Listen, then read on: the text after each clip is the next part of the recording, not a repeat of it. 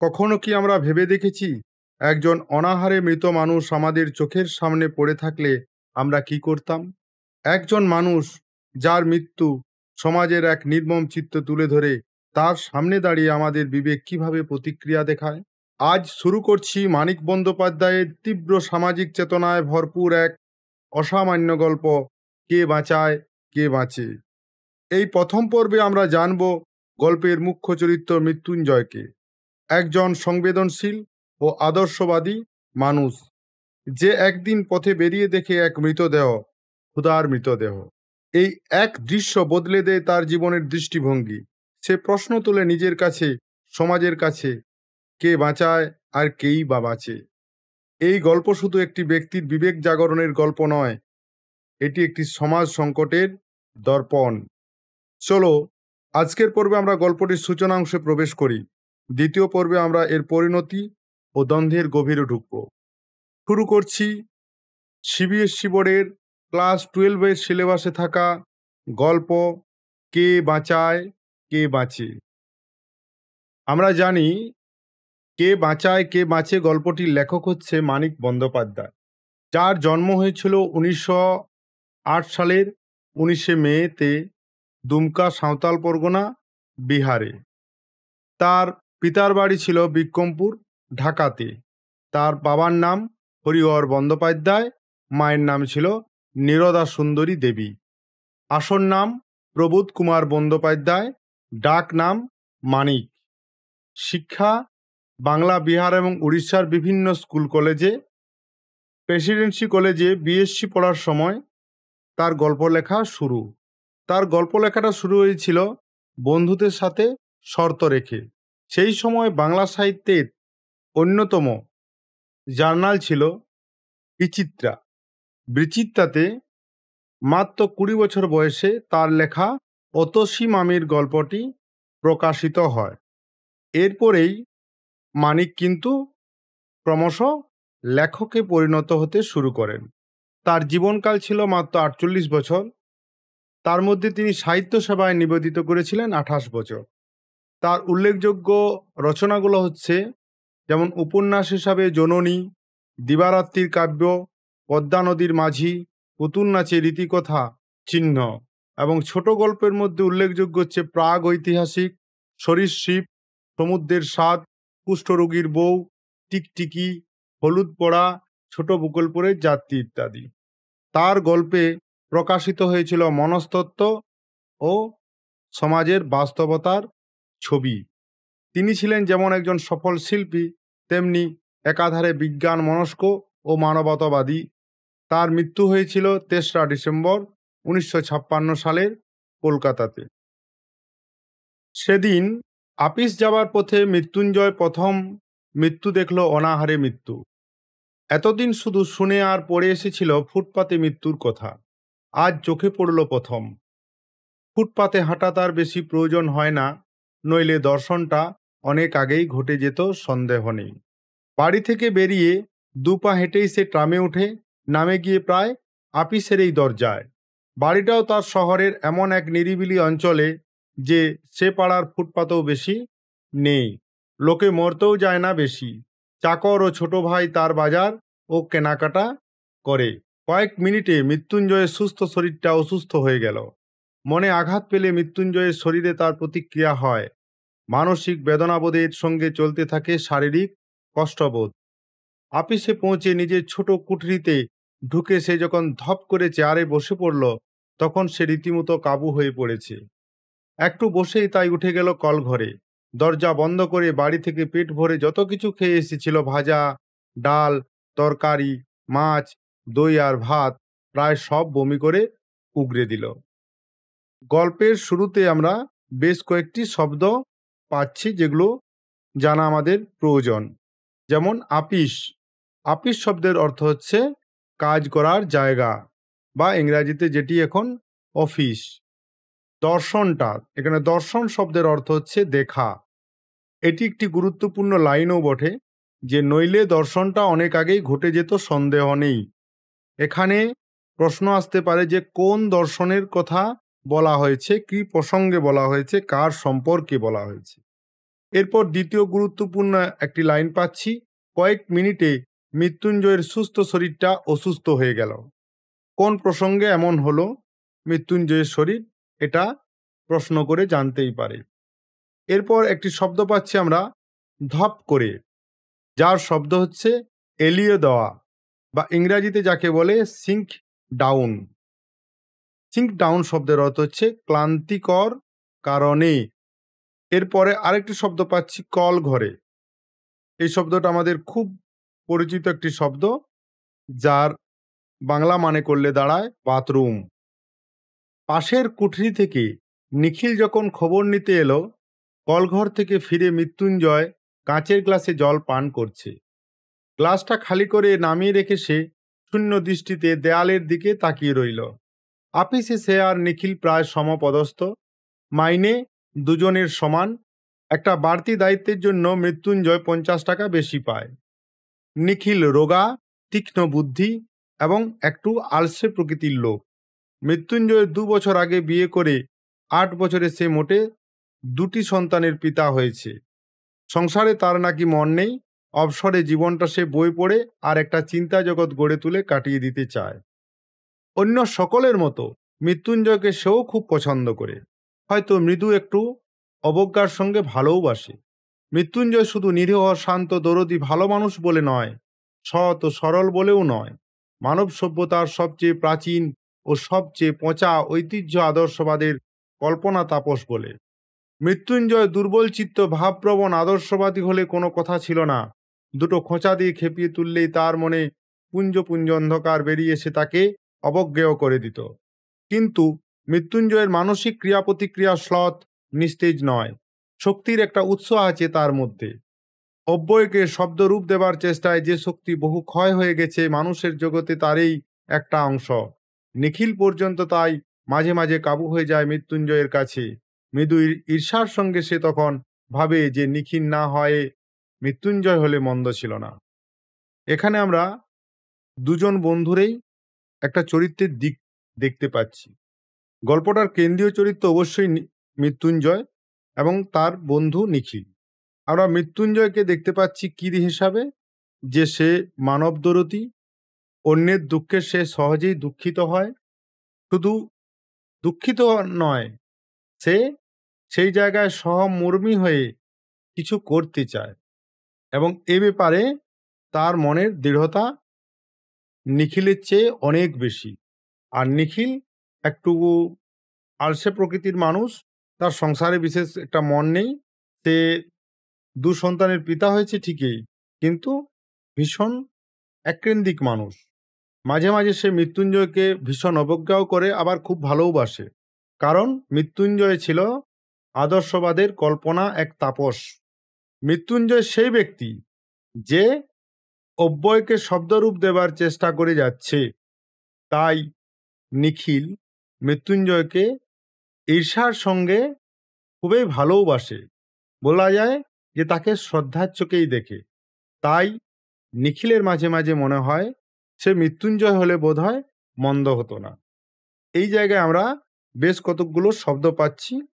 শূন্য দৃষ্টিতে, শূন্য দৃষ্টি শব্দের অর্থ হচ্ছে উদাস চাউনি, এ ওয়েস্টফুল গ্ল্যান্স। এরপর আরেকটি শব্দ পাচ্ছি শূন্য দৃষ্টিতে নিচেই সমপদস্থ, শব্দের অর্থ হচ্ছে সম মর্যাদা সম্পন্ন, সেম পজিশন। এরপর একটি গুরুত্বপূর্ণ লাইন পাচ্ছি আমরা, একটু আলসে প্রকৃতির লোক। কে আলসে প্রকৃতির লোক, তার চরিত্রের কোন দিক ফুটে ওঠে গল্প প্রসঙ্গে, এটা একটা প্রশ্ন হতে পারে। এরপর একটি নতুন শব্দ পাচ্ছি অবজ্ঞা। এর শব্দের অর্থ হচ্ছে তাচ্ছিল্য, বা ইংরাজিতে যাকে বলা হয় কন্টেম্পট। এরপর একটি শব্দ পাচ্ছি পচা, যা বহুল পরিচিত শব্দ, যার মানে এখানে দাঁড়াবে বাতিল। এরপর একটি শব্দ পাচ্ছি আমরা শ্লথ। শ্লথ শব্দের অর্থ হচ্ছে ধীরে, অর্থাৎ খুব ধীরে। মৃত্যুঞ্জয়ের রকম দেখেই নিখিল অনুমান করতে পারল বড় একটা সমস্যার সঙ্গে তার সংঘর্ষ হয়েছে, এবং সার্সিতে আটকানো মৌমাছির মতো সে মাথা খুঁড়ছে সেই স্বচ্ছ সমস্যার অকারণ, অর্থহীন, অনুচিত কাঠিন্যে। কি হলো হে তোমার? নিখিল সন্তর্পণে প্রশ্ন করলে। মরে গেল, না খেয়ে মরে গেল। আনমনে অর্ধ ভাষণে যেন আর্তনাদ করে উঠল মৃত্যুঞ্জয়। আরো কয়েকটি প্রশ্ন করে নিখিলের মনে হলো মৃত্যুঞ্জয়ের ভিতরটা সে পরিষ্কার দেখতে পাচ্ছে। ফুটপাতে অনাহারে মৃত্যুর মতো সাধারণ সহজবোধ্য ব্যাপারটা সে ধারণা করতে পারছে না। সে আশ্চর্য নয়, সে একসঙ্গে পাহাড় প্রমাণ মাল মশলা ঢোকাবার চেষ্টা করছে তার ক্ষুদ্র ধারণা শক্তির থলিটিতে। ফুটপাতের ওই বিভৎসতা, ক্ষুধা অথবা মৃত্যুর রূপ। না খেয়ে মরা কি ও কেমন? কত কষ্ট হয় না খেয়ে মরতে? কি রকম কষ্ট? ক্ষুধার যাতনা বেশি না মৃত্যু যন্ত্রণা বেশি ভয়ঙ্কর?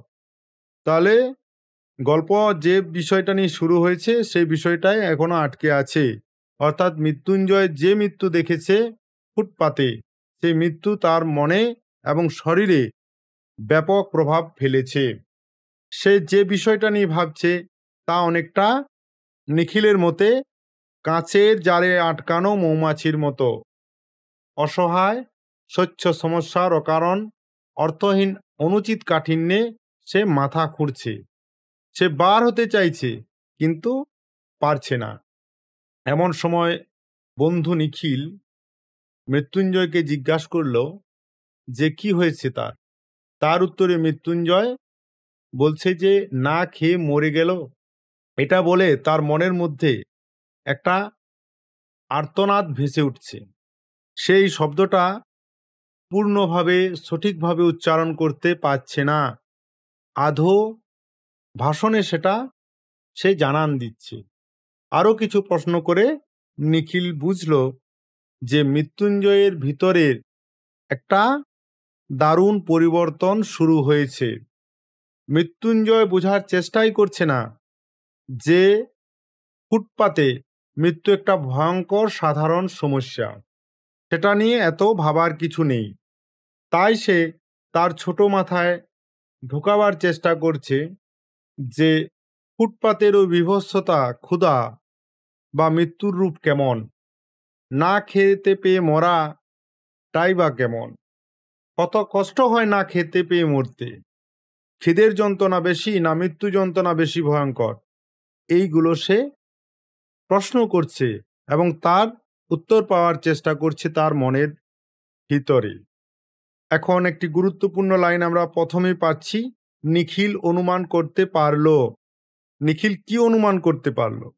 কোন প্রসঙ্গে কথা বলা হয়েছে এমন কোশ্চেন করা হতে পারে। সার্সিতে, সার্সি শব্দের অর্থ কি? সার্সি শব্দের অর্থ হচ্ছে কাঁচ। মাথা খুঁড়ছে, মাথা খুঁড়ছে শব্দের অর্থ হচ্ছে মিনতি করা। স্বচ্ছ সমস্যা শব্দের অর্থ হচ্ছে পরিষ্কার সমস্যা, যে সমস্যা দেখা যাচ্ছে। অর্ধভাষণে, অর্ধভাষণে শব্দের অর্থ হচ্ছে আধা উচ্চারণে। অথচ নিখিল প্রশ্ন করলে সে জবাবে বলল অন্য কথা ভাবছি। আমি বেঁচে থাকতে যে লোকটা না খেয়ে মরে গেল, এ অপরাধের প্রায়শ্চিত্ত কি? জেনে শুনো এতকাল 4 বেলা করে খেয়েছি পেট ভরে। যথেষ্ট রিলিফ ওয়ার্ক হচ্ছে লোকের অভাবে, আর এদিকে ভেবে পাই না কি করে সময় কাটাবো। ঠিক শতধিক আমাকে। মৃত্যুঞ্জয়ের চোখ ছলছল করছে দেখে নিখিল চুপ করে থাকে। দরদের চেয়ে ছোঁয়াচে কিছুই নেই এ জগতে। নিখিলের মনটাও খারাপ হয়ে যায়। দেশের সমস্ত দরদ পুঞ্জীভূত করে ঢাললেও এ আগুন নিমবে না ক্ষুধার। অন্যের বদলে বরং সমাধি পরিণত হয়ে যাবে। ভিক্ষা দেওয়ার মতো অস্বাভাবিক পাপ যদি আজও পুণ্য হয়ে থাকে, জীবন ধারণের অন্যে মানুষের দাবি জন্মাবে কিসে? রূঢ় বাস্তব নিয়মকে উল্টে মধুর আধ্যাত্মিক নীতি করা যায়, কিন্তু সেটা হয় অনিয়ম। চিতার আগুনে যত কোটি মড়াই এ পর্যন্ত পোড়ানো হয়ে থাক, পৃথিবীর সমস্ত জ্যান্ত মানুষগুলোকে চিতায় তুলে দিলে আগুন তাদেরও পুড়িয়ে ছাই করে দেবে। কি অসাধারণ বর্ণনা লেখকের! তার মনের মধ্যে যে বিভিন্ন রকম প্রশ্ন চলছে, সেই প্রশ্নকে সে নিখিলের কাছে এড়িয়ে যাচ্ছে। বদলে যখন নিখিল বলছে কি হচ্ছে, কি ভাবছো, সে বলছে যে আমি সেরকম কিছুই ভাবছি না, কিন্তু সে প্রশ্ন তুলছে সে বেঁচে থাকতে যে লোকটা না খেয়ে মরে গেল, এ অপরাধের প্রায়শ্চিত্ত কি হবে? এই যে প্রতিদিন সে সংবাদপত্রে দেখেছে যে না খেয়ে মানুষ মারা যাচ্ছে, যথেষ্ট রিলিফ ওয়ার্ক হচ্ছে লোকের অভাবেও, অথচ সে এতদিন ভেবেছে যে কি করে সে সময় কাটাবে। এই ভাবনা জন্য সে নিজেকে ধিক্কার দিচ্ছে। তার যন্ত্রণায় চোখ ছলছল করছে, আর সেই যন্ত্রণা দেখে নিখিল চুপ করে থাকে। আমরা দেখেছি যে কারো যন্ত্রণাকে যদি আমরা অনুভব করি তো আমাদেরও মনে সেই যন্ত্রণার ছোঁয়া লাগে। যার জন্য লেখক একটি মন্তব্য করেছেন যে দরদের চেয়ে ছোঁয়াচে কিছুই নেই এই জগতে। এই লাইনটি খুবই গুরুত্বপূর্ণ, যে কেন এরকম কথা লেখক বলেছেন। মৃত্যুঞ্জয়ের এই অবস্থা দেখে নিখিলের মনটাও খুব খারাপ হয়ে যায়। কিন্তু খারাপ হলে হবে কি, এই বাস্তব বিষয়টা লেখক তুলে ধরেছেন এইভাবে যে দেশের সমস্ত দরদ পুঞ্জীভূত করে ঢাললেও এই আগুন নিমবে না ক্ষুধার, অন্যের বদলে বরং সমিধে পরিণত হয়ে যাবে। সমিধে শব্দের অর্থ হচ্ছে মৃত্যুর মুখে বা সমাধিতে সে চলে যাবে। এখন একটি গুরুত্বপূর্ণ লাইন আছে, ভিক্ষা দেওয়ার মতো অস্বাভাবিক পাপ যদি আজও পুণ্য হয়ে থাকে। আমরা ভীষণই আত্মকেন্দ্রিক মানুষ। ভিক্ষা দেওয়ার মতো একটা স্বাভাবিক কাজকেও আমরা নিজের আত্মকেন্দ্রিক মানসিকতায় দেখি। কি জন্য আমরা ভিক্ষা দিই? যে আমাদের পুণ্য হবে। এই ধরনের যেখানে মানসিকতা, সেখানে দেশ বা জাতির বা সমাজের উন্নতি হবে কি করে? তাই লেখক বলছেন যে এই অবস্থা হলে জীবন ধারণের অন্যে মানুষের দাবি জন্মাবে কিসে? এই বাস্তবতাকে উল্টে দিয়ে মধুর আধ্যাত্মিক নীতি বলাই যেতে পারে, কিন্তু সেটা ভয়ঙ্কর অনিয়ম হবে। কারণ মানুষকে তার প্রয়োজনীয়তা থেকে আলাদা করে দেওয়া হবে। তাই লেখক আরেকটি লাইন বলেছেন যে চিতার আগুনে যত কোটি মড়াই এ পর্যন্ত পোড়ানো হয়ে থাক, পৃথিবীর সমস্ত জ্যান্ত মানুষগুলোকে চিতায় তুলে দিলে আগুন তাদেরও পুড়িয়ে ছাই করে দেবে। অর্থাৎ কি, যে তুমি যে আগুনে জ্বলছ সেই আগুন একদিন দাবানলের মতো সমাজের বুকে ছড়াবেই। সেই আগুন যদি সুখের হয় তা দুঃখের মধ্যে পরিবর্তিত হয়ে অন্যকেও পোড়াবে। এটাই বলা হয়েছে। এখানে আমরা দুটো শব্দ পাচ্ছি। রিলিফ ওয়ার্ক শব্দের অর্থ হচ্ছে ত্রাণ কার্য, আর দরদ, দরদের শব্দের অর্থ হচ্ছে সহানুভূতি। বিক্ষুব্ধ চিত্তে এইসব কথা ভাবতে ভাবতে নিখিল সংবাদপত্রটি তুলে নিল। চোখ বুলিয়ে যেতে যেতে নজরে পড়ল ভালোভাবে সাথীর ব্যবস্থা করে গোটা কুড়ির মৃতদেহকে স্বর্গে পাঠানো হয়নি বলে এক স্থানে তীক্ষ্ণধার হা উতাস ভরা মন্তব্য করা হয়েছে। কদিন পরেই মাইনের তারিখ এলো। নিখিলকে প্রতি মাসে 3 জায়গায় কিছু কিছু টাকা পাঠাতে হয়। মানি অর্ডারের ফর্ম আনিয়ে কলম ধরে সে ভেবে ঠিক করবার চেষ্টা করছে 3টি সাহায্য এবার 5 টাকা করে কমিয়ে দেবে কি না। মৃত্যুঞ্জয় ঘরে এসে বসল। সেদিনের পর থেকে মৃত্যুঞ্জয়ের মুখ বিষণ্ণ গম্ভীর হয়ে আছে। নিখিলের সঙ্গেও বেশি কথা বলেনি। একটা কাজ করে দিতে হবে ভাই। মৃত্যুঞ্জয় একতাড়া নোট নিখিলের সামনে রাখল। টাকাটা কোনো রিলিফ ফান্ডে দিয়ে আসতে হবে। আমি কেন? আমি পারবো না। নিখিল ধীরে ধীরে টাকাটা গুনল। সমস্ত মাইনেটা? হ্যাঁ। বাড়িতে তো 9 জন লোক, মাইনের টাকায় মাস চলে না, প্রতি মাসে ধার করছিস। তা হোক, আমায় কিছু একটা করতেই হবে ভাই। রাতে ঘুম হয় না, খেতে বসলে খেতে পারি না, একবেলা খাওয়া ছেড়ে দিয়েছি। আমার আর টুনুর মার একবেলার ভাত বিলিয়ে দিই। এখন এইসব কথা ভাবছিল কে? না বন্ধু নিখিল। কোন চিত্তে? না বেশ রাগের চিত্তে, ক্ষোভের সাথে।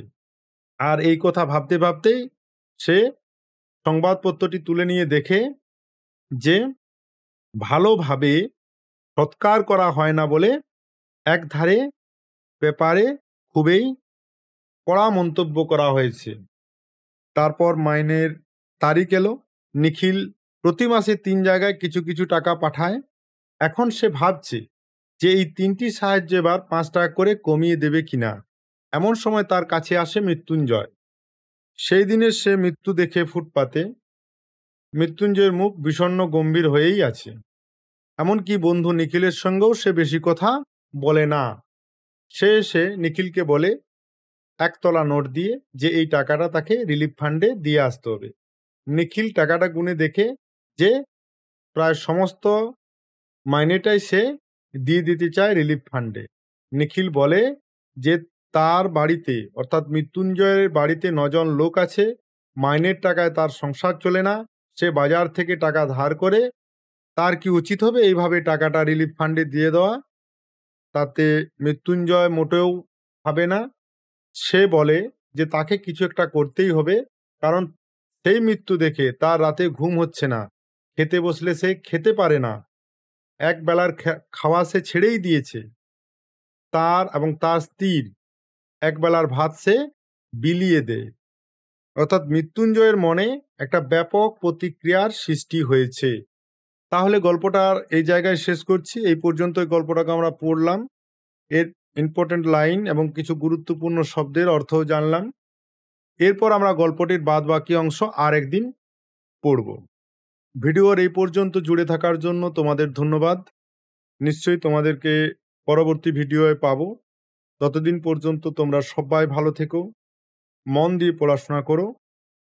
মিস্টিক্যাল বেঙ্গলি টেলিগ্রাম চ্যানেলটিকে সাবস্ক্রাইব করো, সেখানে প্রশ্ন করতে পারো বাংলা বিষয় সম্পর্কে।